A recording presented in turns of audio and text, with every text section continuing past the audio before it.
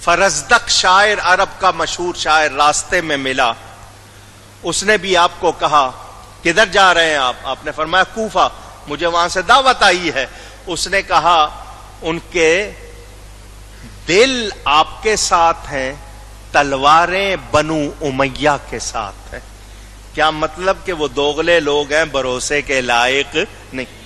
حضرت سیدہ زینب کے شوہر عبداللہ بن جعفر طیار مکہ کے گورنر کے پاس گئے، امان نامہ لکھوایا، اور راستے میں آ کر حضرت امام کو ملے، بھائی آپ نہ جاؤ، مجھے ڈر ہے، میں کوفے والوں سے بہت گھبراتا ہوں، کہیں ایسا نہ ہو کہ ہم آپ کو کھو دے، آپ سے ہم محروم ہو جائیں، آپ نہ جاؤ۔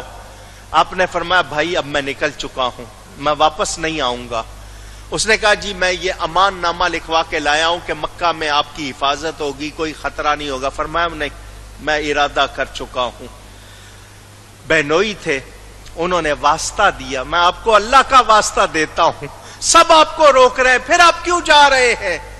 امام نے کہا بھائی تو نے مجھے اللہ کا واسطہ دیا ہے تو میں تجھے بتاتا ہوں، مجھے نانا جان رسول اللہ صلی اللہ علیہ وسلم کی خواب میں زیارت ہوئی ہے، نانا جان نے مجھ سے ایک وعدہ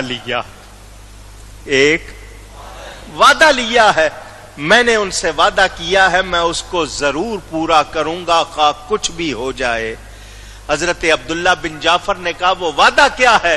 فرمایا تم نے اللہ کا واسطہ دیا تھا، میں نے تمہیں اتنا بتا دیا، اب باقی بات نہیں بتاؤں گا یہاں تک کہ میں اللہ سے جا ملوں گا۔